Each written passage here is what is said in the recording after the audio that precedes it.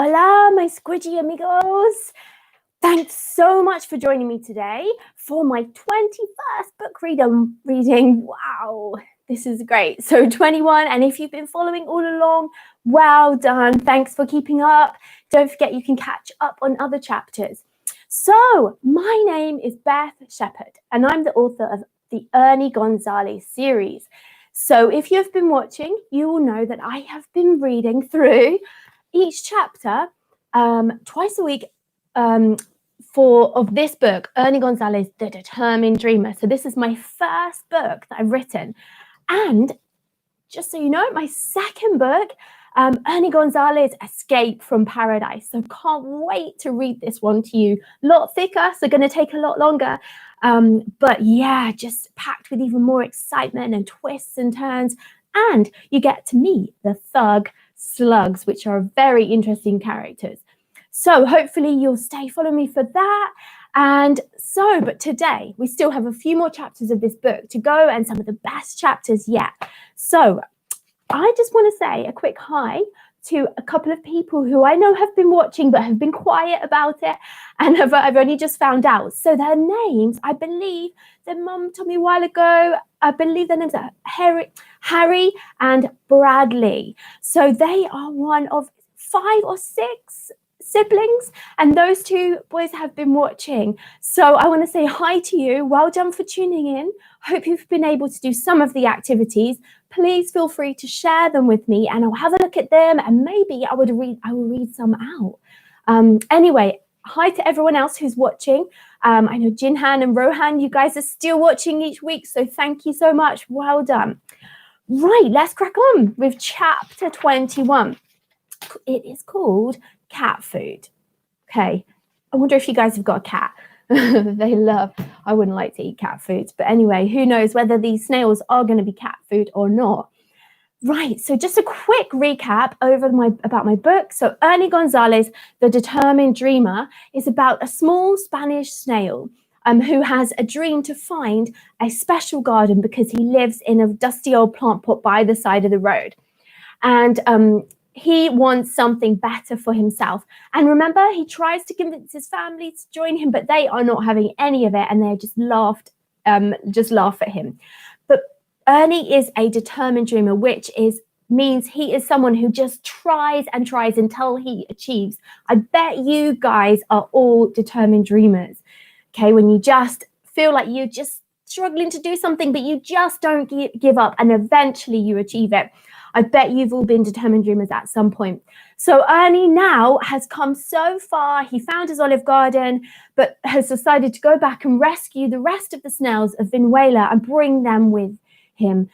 Because now he's found it, he can tell them it actually does exist. And he's gone on an even bigger mission than he went originally to find the garden. This mission is even harder to rescue the snails. And last chapter ended with them making friends with the cats and being put on the back of the kittens. The mum put the 2 snails on the back of the kittens and the milk carton megaphone with, I can't remember, is it Ernie? Ernie. And their plan is to go through the village calling to the snails through the milk carton because it amplifies their voice. Let's find out whether their plan works. Okay. There was an eerie silence, like the calm before a storm. The summer heat had been building over the last few days, but now the smell of rain filled the air. As Estella carefully guided her kittens, the group felt the first splash of rain upon their heads.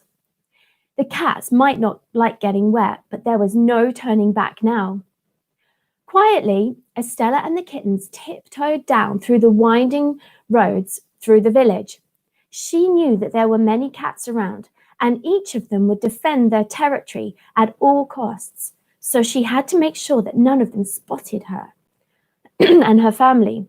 Once they came nearer to the snail houses, remember the dusty old plant pots by the side of the road was the snails' houses, so they're now catching up to them. Ernie tested his megaphone. Testing, 1, 2, 3. Sounds good, Ern. Go for it, encouraged Bruce. Ernie then began calling to his fellow snails. "Snails of Venezuela!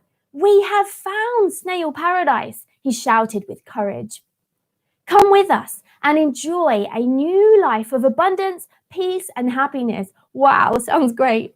He continued, feeling a little uncomfortable and wondering if he had said enough to get them to follow him.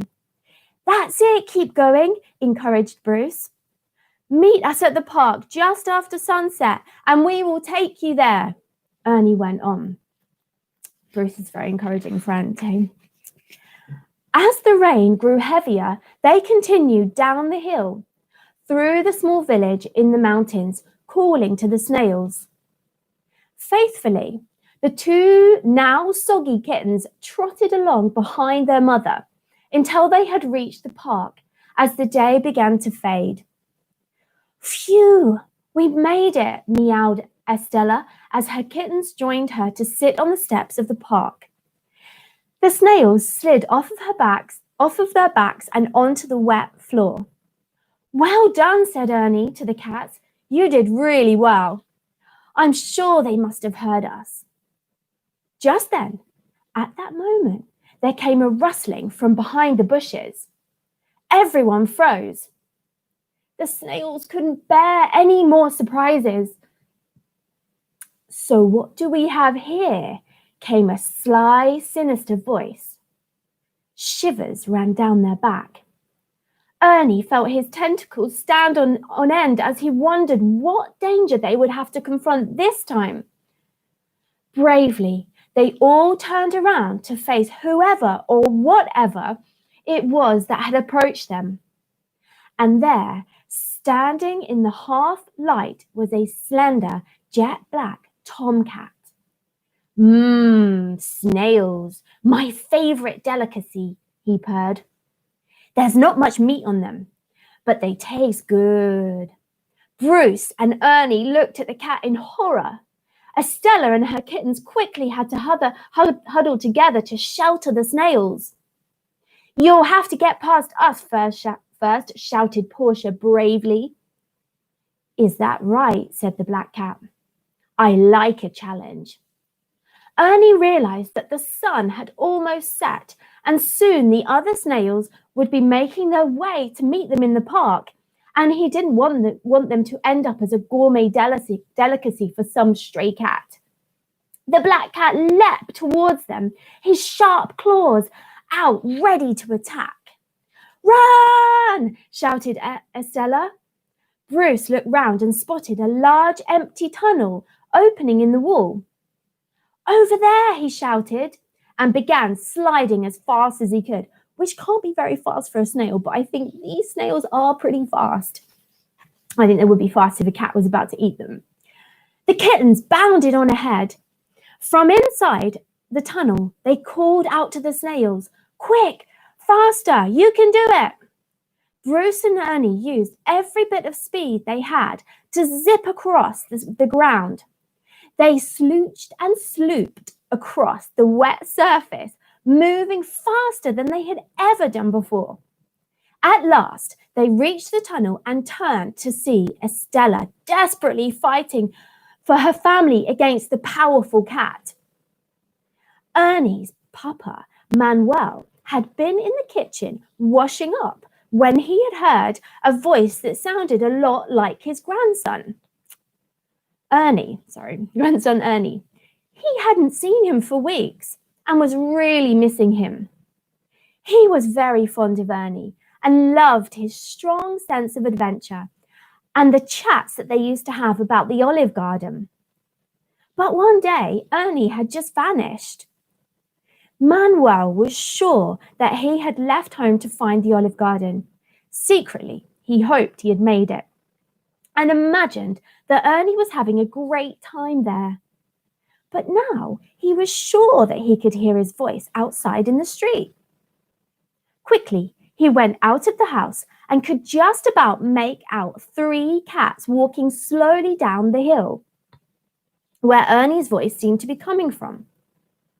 Manuel slid down the hill after them in the water in the gutter. Clever snail, hey? Something he used to do when he was Ernie's age. As he drew nearer, to his delight and surprise, he could see Ernie sitting inside a milk carton on top of a fluffy ginger kitten. Although he thought it was a little strange, he couldn't help smiling with pride and courage, pride at the courage of his precious grandson. Manuel watched as the group stopped at the bottom of the hill. He was just about to call out to him when he saw the black cat approaching, and he watched the fight begin with horror. Anxiously, he watched as his grandson slid at full snail speed, to the safety of a nearby tunnel that the gutter led into. Excitedly, Manuel raced along the gutter, slid down the rest of the hill, and whooshed straight into the tunnel where Ernie was.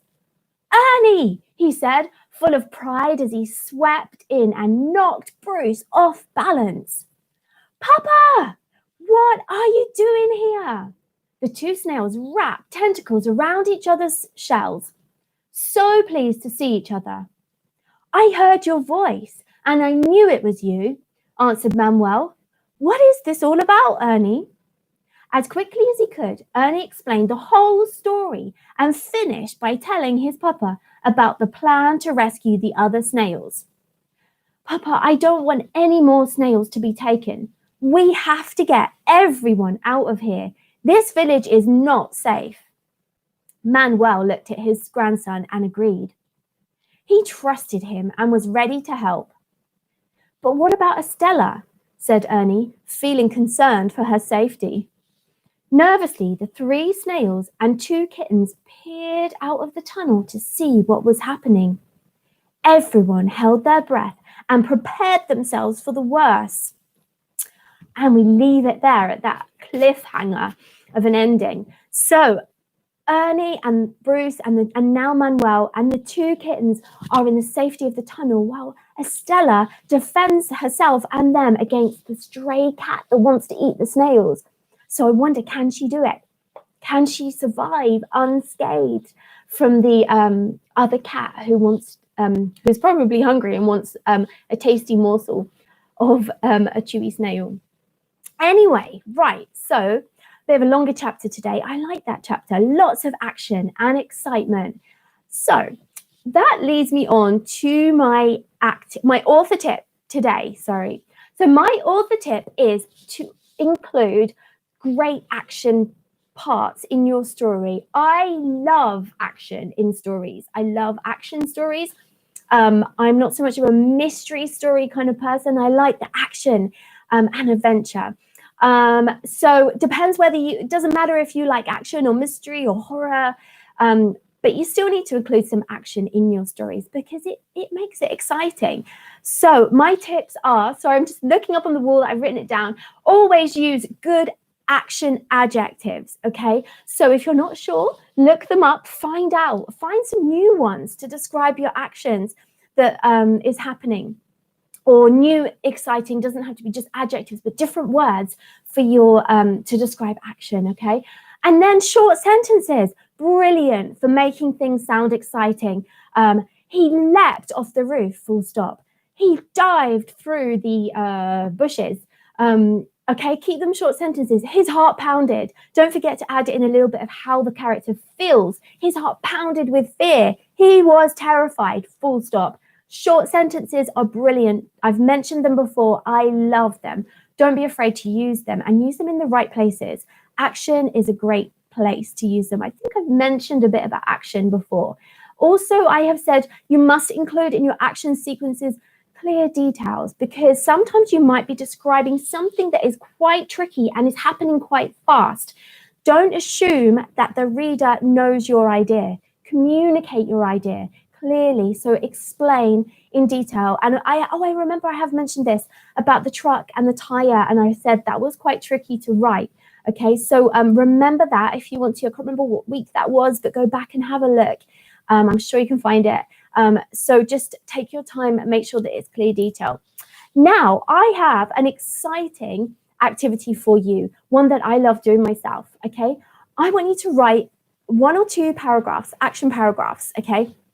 But I have something I want you to write about, because I love this, because you can get loads of action in it, okay? I want you to write about Spider-Man, okay? Spider-Man being chased, okay? So lots of things that can happen because he climbs walls and leaps over buildings and he shoots out webs from his wrist or hand or whatever it is, okay? I don't know. So you can make that bit up. So you can have it that he dived down off the wall, and he tumbled and he flew through the air and he hurtled and he spun and he darted, and he stuck to the wall and he climbed, and the character was hot on his tail, so chasing him, or is it hot on his trail? I need to look that up. Hot on his trail. Both sound great, I think.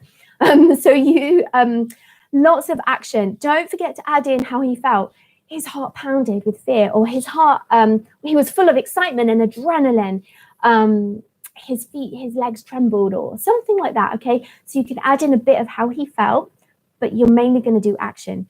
I would love to see those paragraphs, so please send them in, because it'll be awesome to read them, and even more awesome to share them next week. So if you can get them done by Thursday, brilliant. If not, whenever you send them in, I'll share them, as long as I'm still doing live videos. Okay, so we are done for today. So well done for watching, and just a little reminder, don't forget to subscribe to my videos to stay in touch with what I'm doing, because I'm going to be, once we finish this book, I'm going to be working through my next book, and I'm going to think about some other series of videos that I can do on story writing. So if you subscribe, then you'll be sure to not miss any of them. Also, don't forget, chapter 22, let me see, what is the name of the chapter? I cannot remember all chapters off the top of my head. Oh, here it is. The moving floor. So we find out what is going to happen to Estella and how they rescue the snails of Venezuela. Okay, I wonder if they'll slide. Will there be any sliding through the gutter? Let's see. We need something to get those snails moving fast down the hill. So let's find out. Maybe you've got some thoughts and ideas about how the snails can move faster. Anyway, so tune in on Thursday for chapter 22, the moving floor. Also, if you want resources to go with these chapters, there are some of them linked to some of my videos on my website, bethshepherd.com. Keep an eye out on those, because I will be uploading more that you can download and use with these resources, with these videos. Okay, so have a great day. Keep writing. Adios, amigos.